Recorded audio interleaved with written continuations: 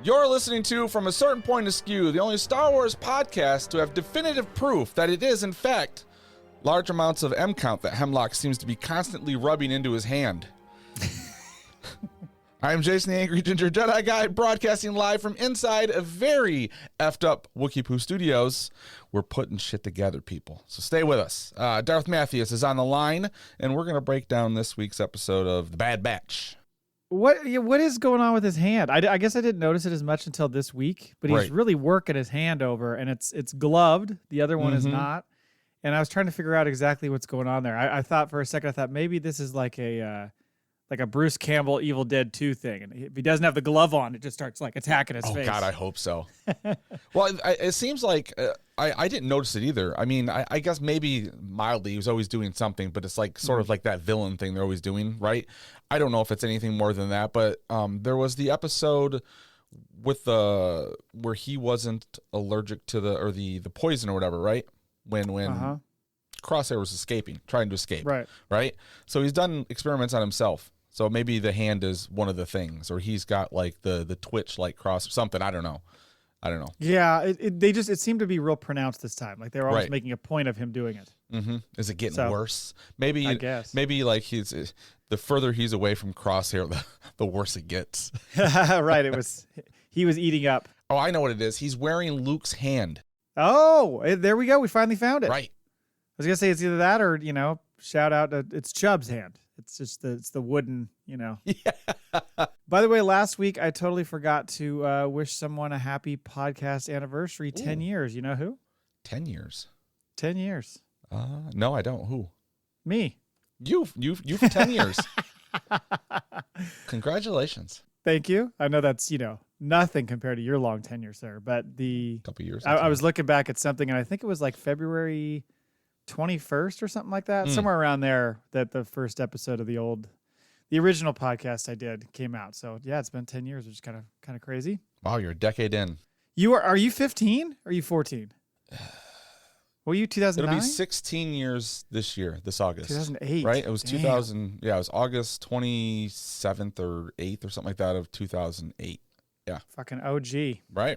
Well, if you would like to find our show from a certain point of skew.com, you can reach us on Twitter at FACPApod. You can email us facpapod@gmail.com. I want to remind people we are doing a giveaway during the Bad Batch season. You can win Prune Face, the Rancor Keeper, the Emperor, or some merch. All those figures are all like circa 1984. Yeah, some OG toys. Yeah, so they're pretty cool. So there's a bunch of ways you can do that. You can, email us Maul Bag entries. You can send us voicemails. You can answer our question of the week, write a review, or you can also send us a fact story. Yep. And you know what? I'm going to play that ad right now. Greetings, Galaxy Far, Far Away enthusiasts. Do you find yourself staring into the twin suns, dreaming of untold stories in the Star Wars universe? Well, grab your bantha milk and toss in a spot of spotchka and cozy up to your holo transmitter, because From a Certain Point of Skew is making a Kessel Run into your auditory canals. Ever wondered if that one Jawa who sold R2-D2 and C-3PO had a name? Or what adventures the Mos Eisley Cantina band members get up to when they're not playing the same song over and over? We're looking at you, Figrin' and Dan, in the modal nodes. Here at Wookiee Poo Studios, yes, you heard that right, Wookiee Poo, we're on a quest more epic than finding the last piece of the map to Luke Skywalker. We're scouring the galaxy for stories about the unsung heroes. The ones who might have been a little blurry in the background of the cantina scene, or those who didn't quite make the cut for a full speaking role. And let's be honest, we need your stories, because our staff writers are as creatively exhausted as a droid after the Boon to Eve Classic. We're talking more talent in your little finger than in our entire studio levels of desperation here. So unleash your inner George Lucas, or dare we say, a less controversial Rian Johnson, and send us your tales. Make them funny, make them weird, make them so good that even a scruffy-looking nerf herder would shed a tear. Join us, and together we can rule the podcast galaxy. From a Certain Point of Skew, where your Star Wars fantasies become our next episode's reality. So, looking forward to Volume 2. The goal is to get it out May the 4th-ish. Yep. So yeah, if you have a story in mind, send it in. We had a couple quick hitters last time, so if you feel like, I really need to put in this 20-page effort, you don't have to. If you got a shorter story, no big deal. Yeah, we like the short stories. I just don't want people to feel that oh God, they've got to send in 4 chapters of a book. They Right. don't have to. Just send us in something. I mean, you heard the first volume. You can do better. So send us your story. We know they're going to get better as we go. Right. The production value will go up, and the earlier you get them in, the better the production value will be. Yeah. So please do that. What's on the show? On the show today, a couple of things. Got the question of the week. Dr. Hemlock, what's your story? News. Amandla Stenberg interview, right? Which I'm not aware of this one, so you got one on me. Mandalorian Grogu film goes into production in June, and then we're going to cover Bad Batch Episode 4, A Different Approach. And it was a different approach. And we got one email in the mail bag. Yeah, so question of the week, in addition to his hand, we weren't really focusing on that, but I put out a question of the week. What was Dr. Royce? I love that his name's Royce.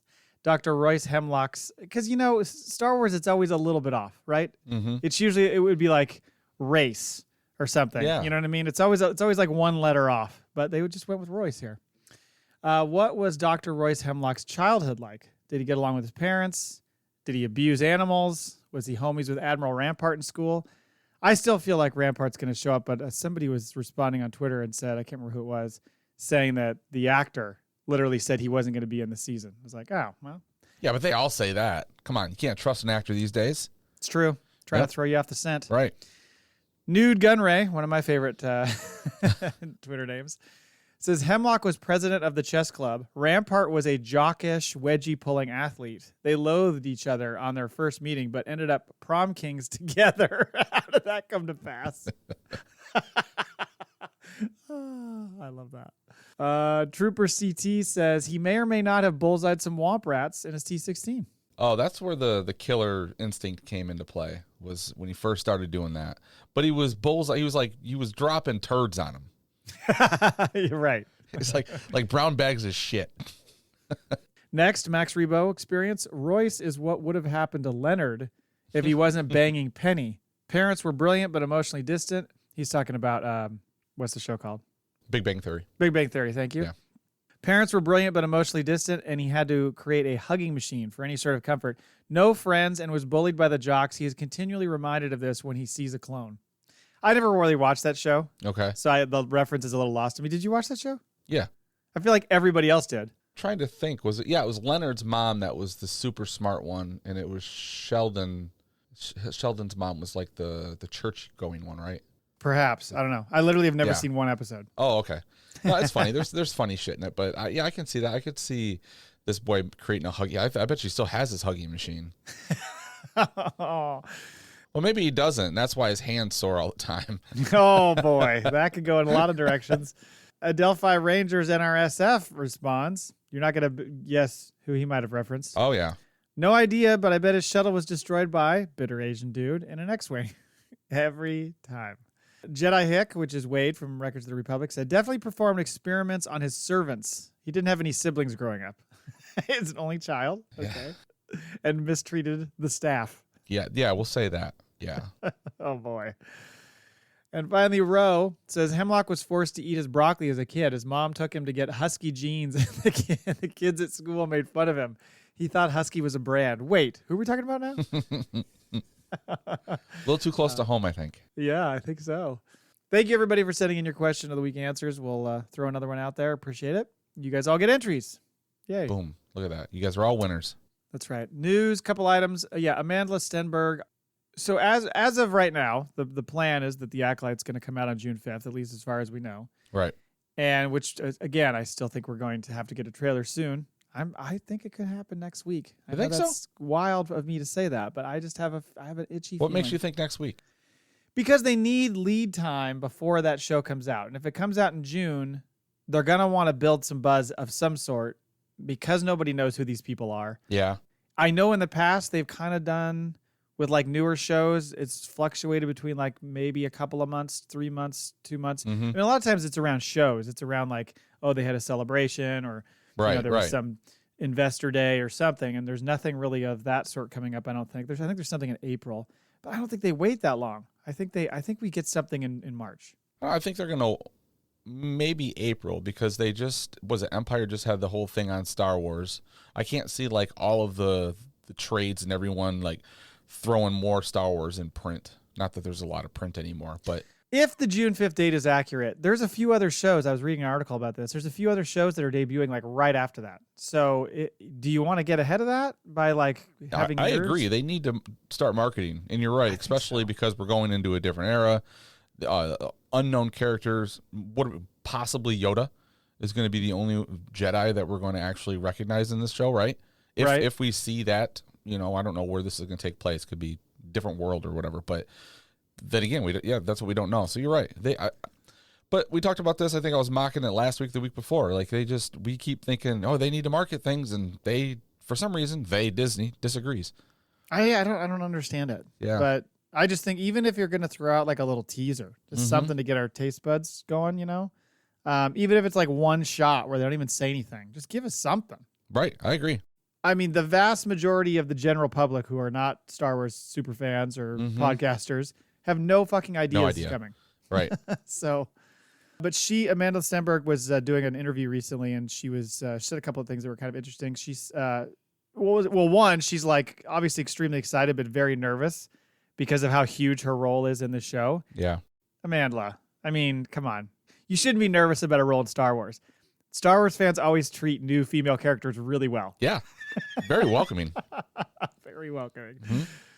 On the storyline, she said, quote, "It's a time of relative peace, but also a time of an institution. And it's time in which conceptions around the Force are very strict. And I think what we're trying to explore within our show is when an institution has a singular conception of how power can be used. We try to provide a lot of different perspectives and answers to that question. The idea is to kind of honor the ethos of Star Wars and ideas around the Force and also challenge them, hopefully harmoniously." But yeah, I think that's an interesting concept to say. And this is what I think you would see with her character from what, the description is talking about, is that you've got this Jedi Podawan and like the Jedi is the shit. Like the Jedi Order is the shit. Everything's peaceful. They're running everything. Everything's fine. But there's like, this is the way kind of thing, not to borrow a term from the Mandalorian. But then somebody started to question that. Like, well, is it? Like, should it be this way?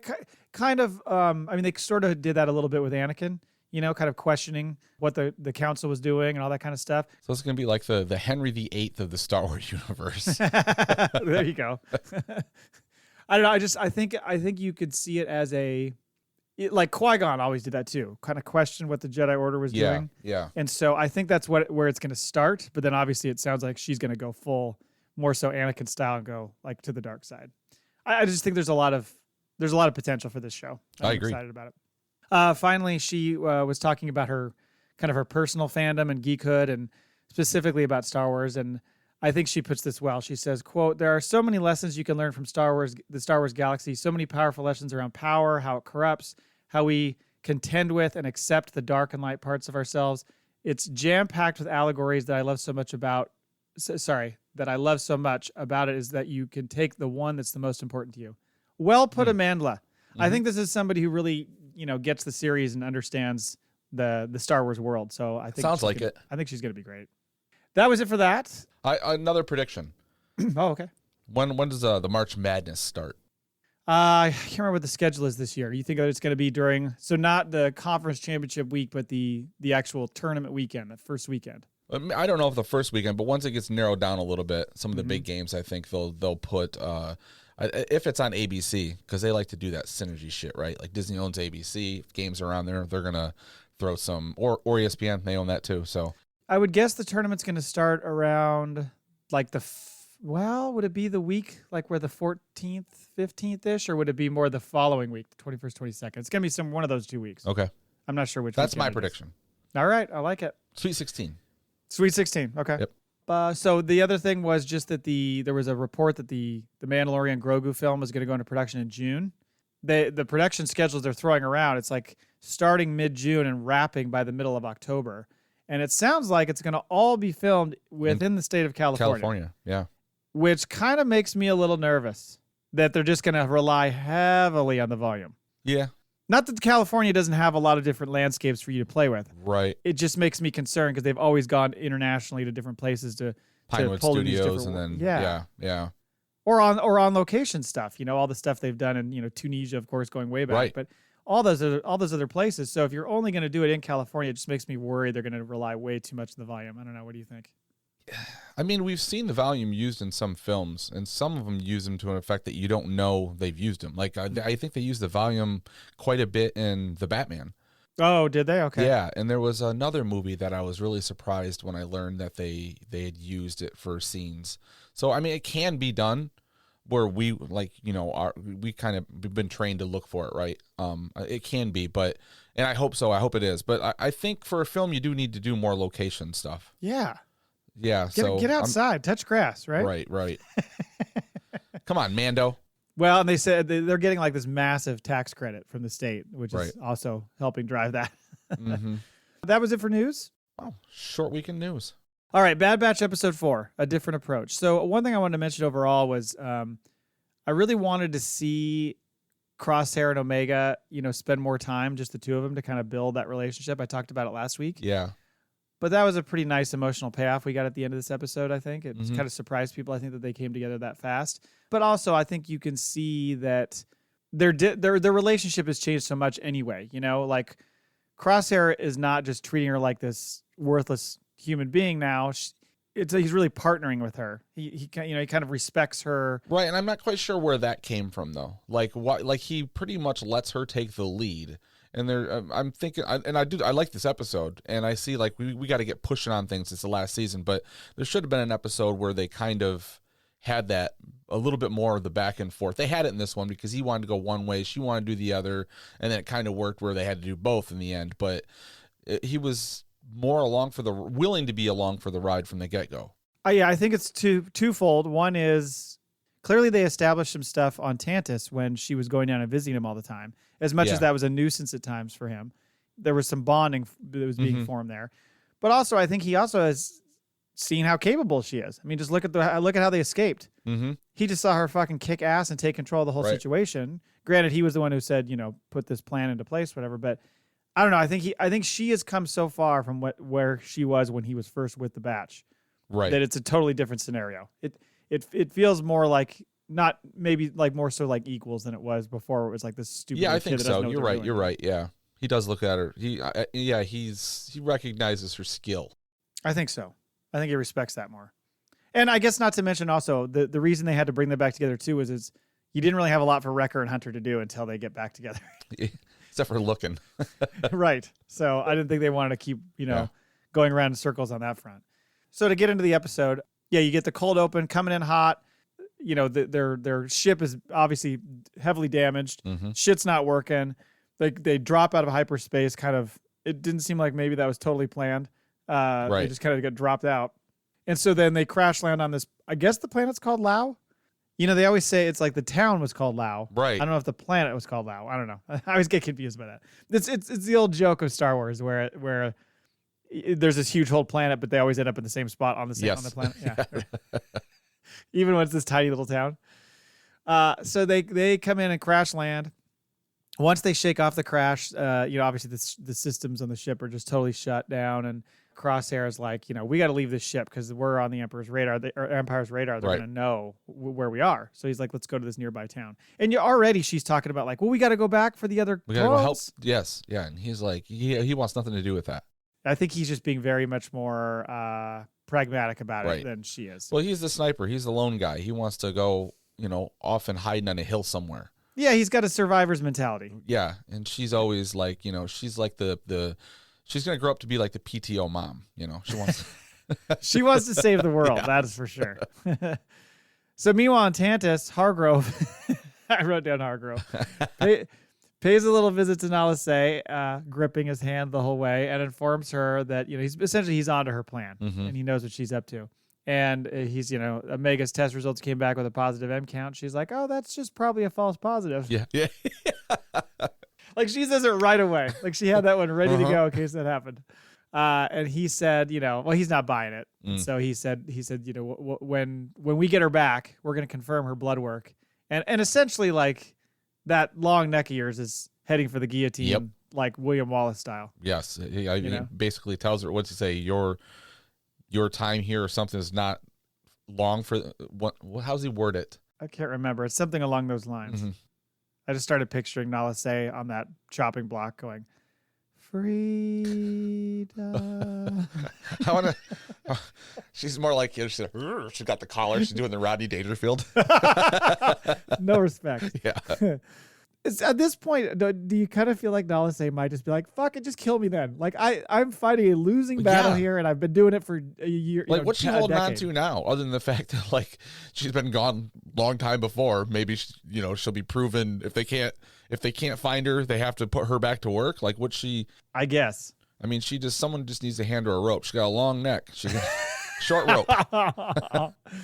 Yeah, she doesn't have a lot to live for, unfortunately. But the town itself, I kind of like the look of it. It's kind of, one of those old, off on its own little mini metropolises that Star Wars does pretty well. Looks lived in. They did a really good job. Yeah, and we get a whole wide variety of creatures here. Yeah. A lot of familiar people, or at least familiar looking people.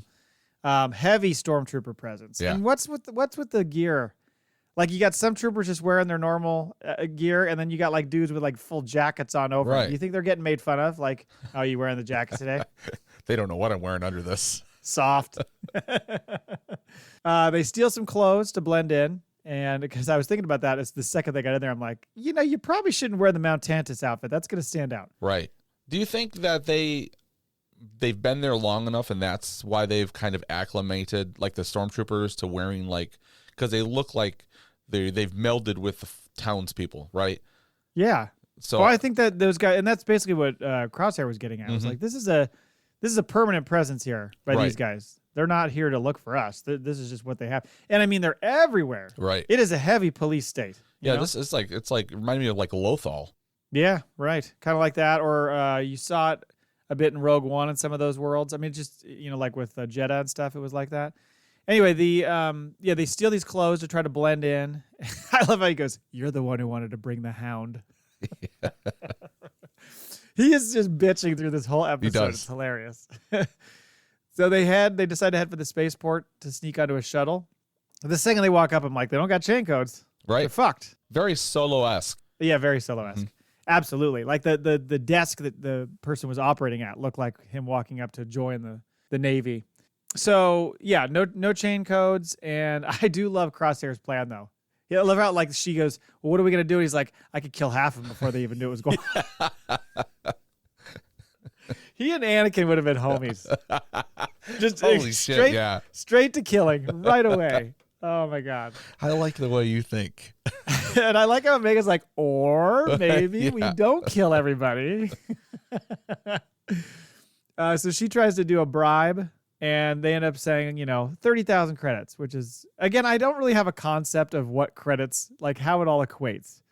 Because like the fact that the kid later shakes him down for 5,000 credits, is that a ton of money? What Han want in order to fly Obi-Wan? That's a good point. He wanted 10,000. Yeah. And they gave him 17. And what was the credits he got at the end of the movie? He's loading up a ton of money there. So I think he got paid off huge. I thought it was like 60 or 80,000. Well, the original, he said 10 all in advance. And then they said, we can give you 2 now, 15 when we get to Alderaan. So it's like 17. Okay, great. And he's like, this is really going to save my neck. So again, I don't understand the scale of credits here. I don't get it. Because she earns 45,000 credits pretty fucking fast. I don't know. Somebody let us know. Right. What's the equivalent? Is 10,000 credits like $100? Do we need a conversion chart? $1,000? Yeah, I think we need it. Come on, Rebo. Yeah. So they head to the cantina where Omega swindles this Trandoshan into a card game. I believe it was Sabacc. Yeah, I think it was Sabacc. Yeah. Okay. So we're seeing basically this is a callback to her doing the same thing at Sid's. Yeah, it was that a different game though. She was playing like the hollow chess, right? Not Sabacc. Right. But right. She was playing. She's a skilled gambler by now. Yeah, what's it called? Not Dejaric, whatever it's called, Mm-hmm. which is And so she obviously she's a gamer. Right. You want game night, you want Omega on your right. team. She's a fucking winner. Trivial Pursuit, I got her. So she's doing really well against this Trandoshan, and a crowd starts gathering around just to watch her destroy this guy. I love how she's like, hey, maybe, my luck's got to run out sooner or later. He's like, you're right. Yeah. And that was a Jedi move. Yeah, I think it was. I was like, you're not done here yet, waving her hand. She just didn't wave the hand. Right. She did it under the table. Mm-hmm. I'm telling you, it's there. I think you're right. In walks this Imperial captain, Captain Man. I didn't know that until the credits.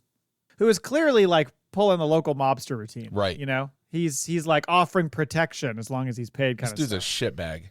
Total shitbag. Oh. Like it just, you want to talk about the whole like Andor line? They're so fat and satisfied. I mean, that is this guy.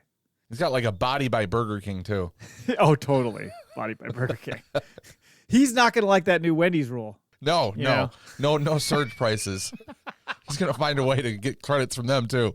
Either that or he's going at like, 8:30 in the morning or something. Or maybe he's the guy that decided he owns a Wendy's. And he's like, we're going to start doing surge pricing. He's the one who championed that idea. I like the Scottish droid bartender. I just love it, but they have different accents. It's kind of funny. So, because he pays him some credits, basically to. And so then he heads over and confronts Omega. And by the way, Captain Man, voiced by Harry Lloyd. Do you know him? Yeah, Dumb and Dumber. Was it Harry? It was Harry and Lloyd Christmas. Harry and Lloyd. Yeah. That's right. Harry Lloyd, you might know this person. He was in never watched the first season of the House of Dragon, right? Game of Thrones? Game of Thrones, yeah. Yeah. He was or Game of Thrones, yeah. Viserys Targaryen? Yeah. Is that how you say that? Blonde fucker, yeah. I don't know. I didn't ever watch the show, but I just knew that was what he was from. So the captain sits down and plays her, decides to play her. I like he tells the Trandoshan, "You're in my seat." And sits down to play, and he tells her, he's like, "I've never seen you and your dad here." Her dad. Could you imagine Crosshair as a dad? Oh, God, no. I mean, decades of therapy for those children. Oh, yeah. Well, he'd be the angry dad. Like, just fucking get home. He'd have to have a beer right away. Yeah, you don't talk to him. Yeah. You don't ask him any questions. Children are meant to be seen not heard. Not heard. Yeah. Yes. Yeah. And his wife would constantly be like, "Don't bother your father." Yeah, he'd have to be married to like what's her name in All in the Family? Archie. Just kind of always skittish and just every night sit there watching The Hollow and cleaning his fucking sniper rifle. Dad, never mind. Can you help me with my math? Right. No fucking way. So then just when first of all, she says we're just passing through, and at one point Captain Man, by the way, is informed that they found this crashed shuttle, and he doesn't seem to pay any attention to it. Like he's like, "Oh, okay, that's weird." I will say he catches on to shit pretty quick. Like he's not a dummy. He's not a dummy. He knows what's going on. But he thinks he's beaten her, Omega, and then she drops the fucking 3 Eastern stars on him. Boom. Yeah. Don't know what that means, but it must be She big. had it up her sleeve. She was playing Lando's game. You missing something there? Then she leaves. She's going to leave, and he's like, "Hey, so gambling's illegal, so you owe me 10,000 G's or 10 G's because you need to pay the fine." So really, that was like what she had just won from him, right? Wasn't the last bet like 10,000 credits? Again, I have no idea. Okay. Couldn't really tell exactly how big it was, but you're probably right. It was probably around that. So he just basically got his money back. He's just making shit up as he goes. Oh, totally making it up as he goes. The stormtroopers must just be like, this fucking guy. But he later says to her, "I want the rest of my money back." So I think he maybe lost 20 G's to her. And so he's just getting half of it back in this with his bullshit fine. So then they're like, "Well, whatever. Like we got enough money to get to the shuttle." That puts him at 35,000 credits. Yeah, so we're fine. Yep. But they go to leave, and this local kid's like, "Hey," they're like, "Where's Batcha?" And he's like, "Oh, I saw where Batcha went. You got to pay me though if you want to know." So he tries to swindle him for 10, and Crosshair like threatens him, so he drops it down to 5. So now they have exactly how much money they need for the shuttle. Right. No extra change. Yep. But this is where we have this conversation with Omega and Crosshair where she's like, "We got to go. Batcher's this way." And he's like, "Dude, leave the fucking dog. We got to go." And I kind of empathize with Crosshair here. Yeah. No I mean, Batcher. come on. You're attached to this animal a little too fucking quickly when you guys are like you're on the run.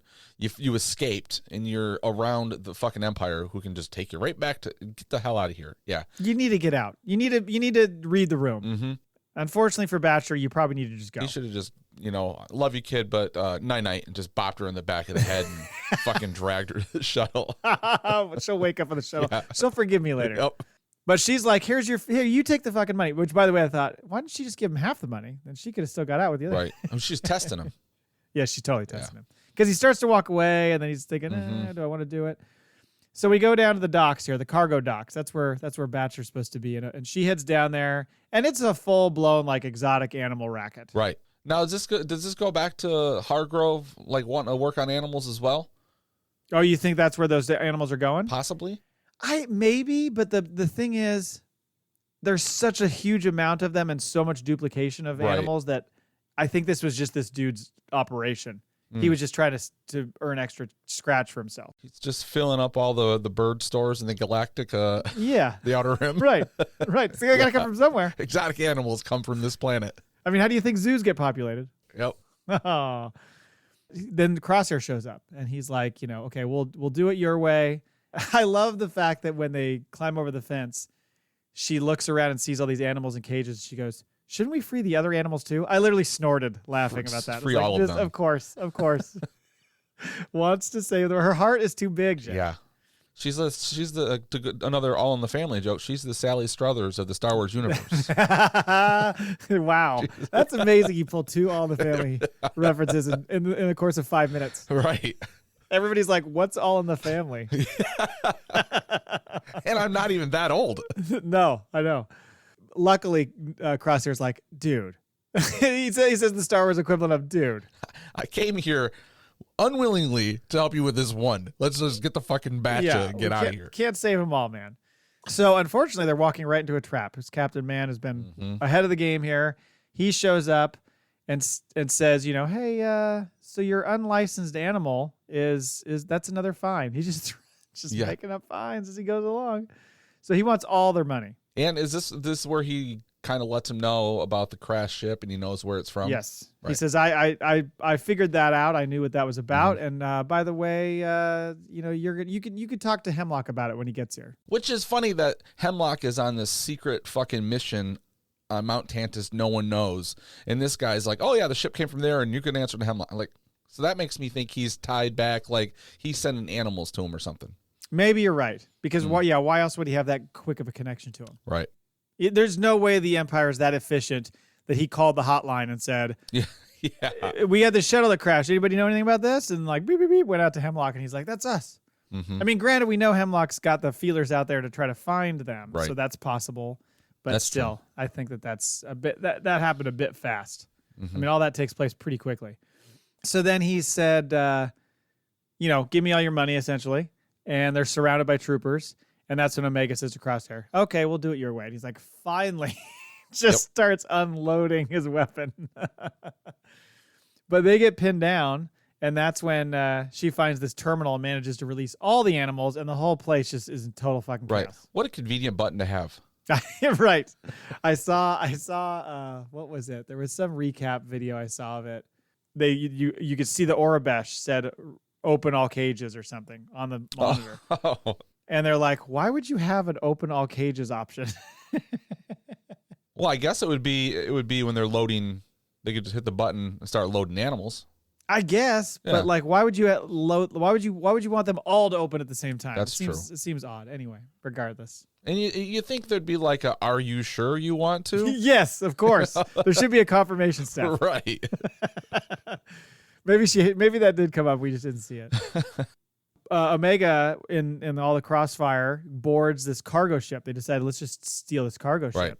She gets in there, fires it up. Holy shit. Could they have stolen a bigger ship? It's huge. Jesus. And it's the one, I don't recognize this ship. I don't know if we've seen this type of ship before. Maybe we have. Captain Man starts shooting at Crosshair, and the cage behind him opens, and what pulls him in? A fucking Rathtar. We just talked about Rathars. Yeah, we did.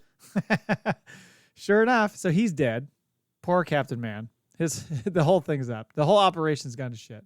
And then we see them get airborne, and then they make the jump. And that's when no, you're forgetting the best part of the episode. Where the fucking stormtrooper with the goggles pops his head up as the ship. I was fucking taking a drink. I've got my Starbucks coffee, and I'm watching this. And it was all but the goofy, yahoo! It was like all of a sudden you just hear, ah!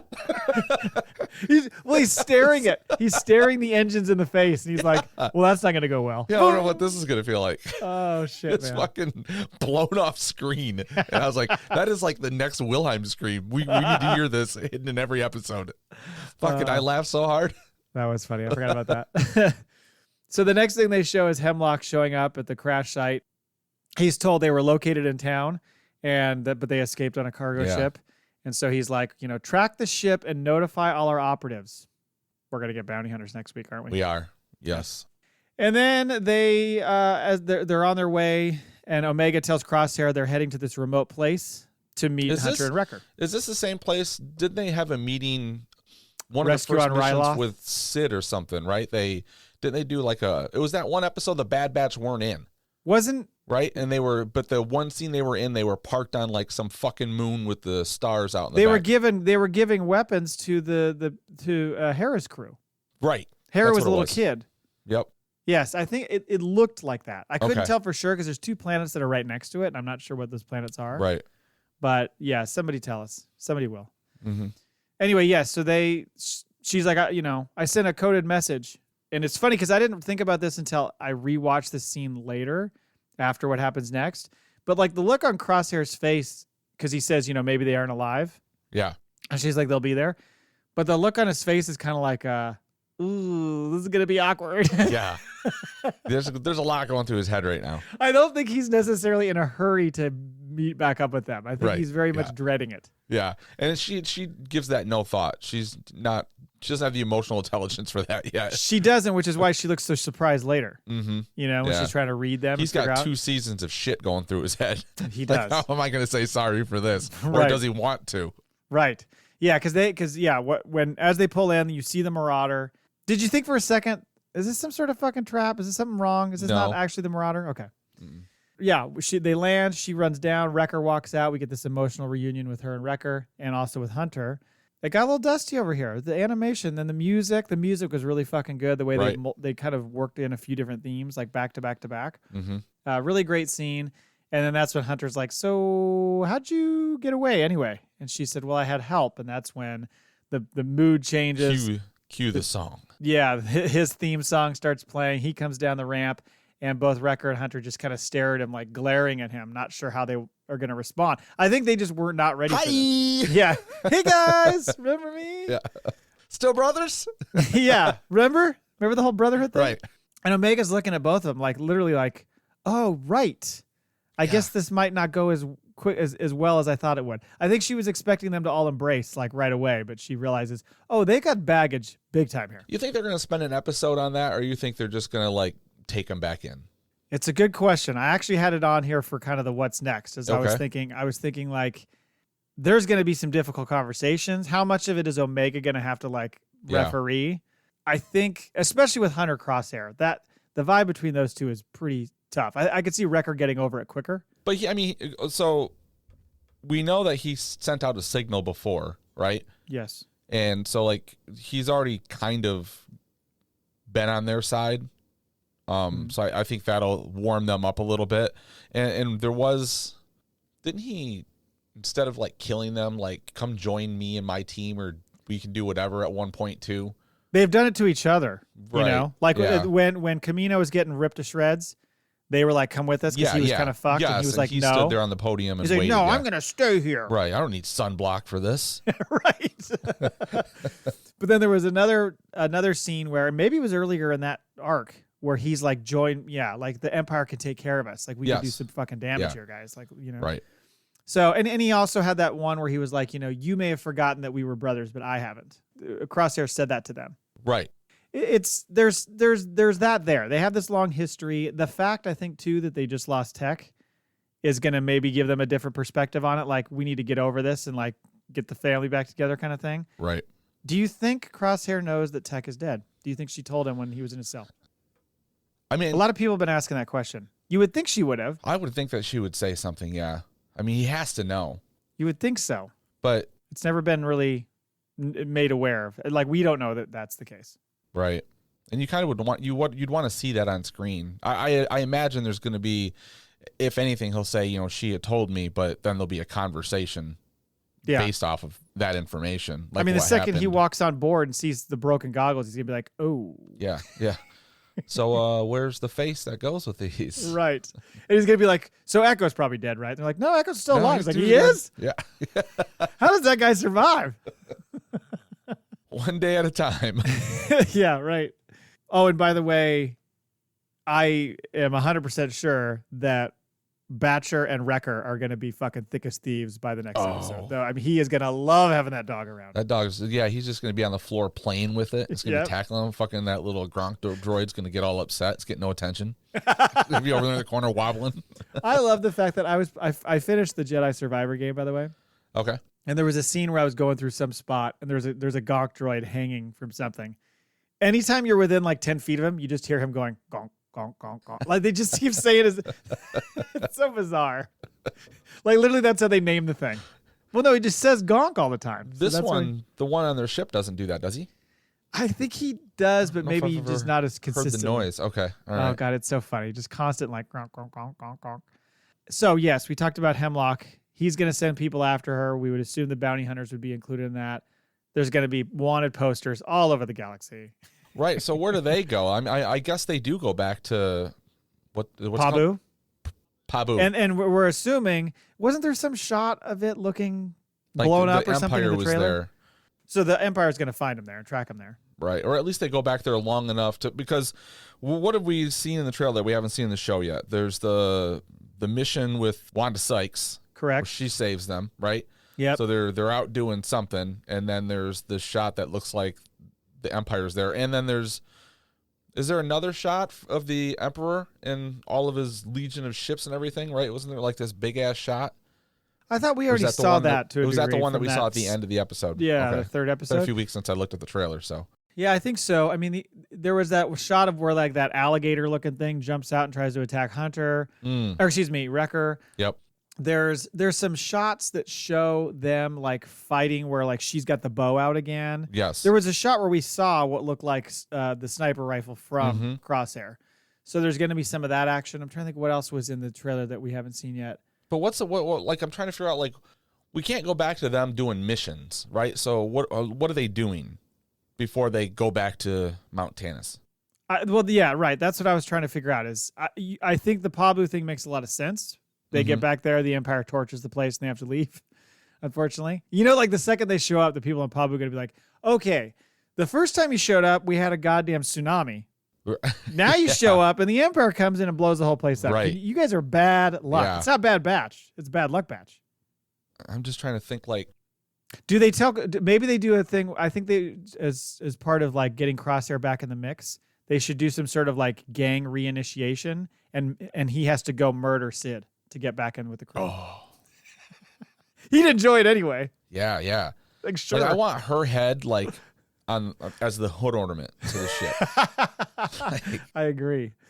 It's probably not the way that they would want to treat it, like that they're like driven by some sort of revenge streak. But I really want to see her die. I really Yeah. do. I mean, there has to be some conclusion to this, right? Like, I would think that there's gonna, even if it's like an accidental crossing or something. Right. I don't know if they're gonna go search her out. I think we At will this see her at point. least once again. Right. I Yeah. think so. When do they rendezvous with Rex and Echo? They were gonna do it before they went to that first Right. planet. When I was surprised and I thought, well, it's been a few days, right? So why aren't they together with them yet? So maybe that's the thing. Maybe the next thing is we need to get the groups back together. Right. We need to figure something out. Right? And I think, like, because they're going to definitely need more than the 4, 5, 6 of them to go attack Mount Tannis, right? Yeah. They're going to have to bring a legion with them if that's what they choose to do. And I feel like they're going to go and save. They're going to want to go save all the brothers. Yes. So yeah, they're gonna have to round up this support. There's a cavalry something or other named episode late in the season, Right. and that Yeah, seems that's right, to be that's when right. we'll get that. So I think you're gonna see all these people coming out of the woodwork. You're gonna see like Gregor and Wolf. You're gonna see Hauser. You're gonna see all these people come out to join them. you think, like, there's they create, like, they bring all the clones together, Yeah. like a clone army, but Yeah. like they're against the Empire. Yes. 100%. I think That's so. what I'm expecting. I don't know that will happen, but that's what I'm expecting. Is they're gonna all rally together to try to save each other, and that's where you're gonna get them coming in and trying to get those dudes out of Mount Tantis. Yep. I'm hoping we do get some more Empire action. We didn't get a ton of it, other than the Stormtroopers themselves. But I just love the Empire stuff. I think you're right. I think what it's going to come down to is they go to Pabu, perhaps, and the bounty hunter thing starts, and now they're on their trail. Somebody's going to find them on Pabu. Well, I think the bounty hunters are probably going to find them first, and Yes, then I lead them agree. to them, and they're already gone. But I'm trying to think, like, who's going to tell Nala say. Who's going to tell her that you think Nala Say is going to tell her that she's force sensitive? Oh, sorry. Who's going to tell her? Because there was a little clip that was released prior to this week's episode that had some other stuff in it that we did not see in the trailer. Oh, and really? one of the lines Omega said was like something about who am I? Like she's trying to figure out exactly what's going on. Who she says it to? I can't remember if you can see who she says it to. I feel like Asajj is gonna she'll feel it, right? And she's not one to be like, oh, I'm not gonna tell her. She's gonna, oh no, she'll dangle that over her. I can smell it. Yeah, I don't know. And I mean, it could be one of those things like what we've seen with a lot of the live action shows where what we got in the trailer was really what we're going to see in the first 4, 5, 6 episodes. I think so. And then we don't know what the hell's coming after that. Right. So I think you're going to get a lot of that. One thing I thought about too, because I'm, like 12 years old, is I was like, they did Plan 72 last week. I think we've seen Plan 88. We've seen Plan 99. 99, yep. Will we ever see Plan 69? And what is it? Well, not with Omega on the ship. That's just wrong. Palpatine fucks, man. Oh, I want to see Wrecker and Asajj. Oh man. Oh, yeah. Tear each other apart. Because she's into more than just a little panking, Yeah. She's she's gonna peg him, and he's gonna be like, okay. It's a threesome with the Gronk droid, Wrecker, and Asajj. Gonk, gonk. He's the battery to the sex toy. I also thought too, if they have a plan for all the way up to 99, do they have a Plan 66? And what the fuck would that be? I feel like that's like the hotel floor 13. 13? Yeah. There's no six. Yeah. That number's off. We don't talk about that. Off limits. Yep. Oh man. That's all I had, unless you had anything else on kind of what's coming next. But no, nothing. I enjoyed the episode. Like I said, that there was a nice emotional. As much as I was not expecting them to meet up that fast, I kind of was hoping it would linger longer. Yeah. It was a cool scene at the end to see them. It took me by surprise that they saw them that fast, and it was cool to see them come back together. I think you're right. I think the next episode, either en route to Pabu or wherever they're going to go, there's going to be a lot of time spent on mending the relationship between Crosshair, Wrecker, and Hunter. I think that's going to be over the course of a few episodes. Yeah. To build that trust up again. Like, there might be an acceptance, right? But there's still going to be kind of looking over, like, when is he going to switch, or, what does he have a game? We run into the Empire. Is he going to try and earn their respect back? But I mean, all he has to say is, I fucking shot someone.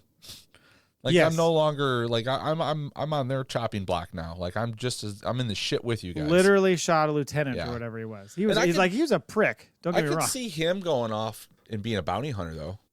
Yeah, for sure. Especially if he gets his hand under control. It's still clearly bothering him because he's not quite as accurate as he used to be. But totally understandable for Wrecker and Hunter to think, what is your long-term play here? Ooh. How do we know you're not a fucking agent for the Empire that just happened to help her escape, but really you're trying to like get us all rounded up?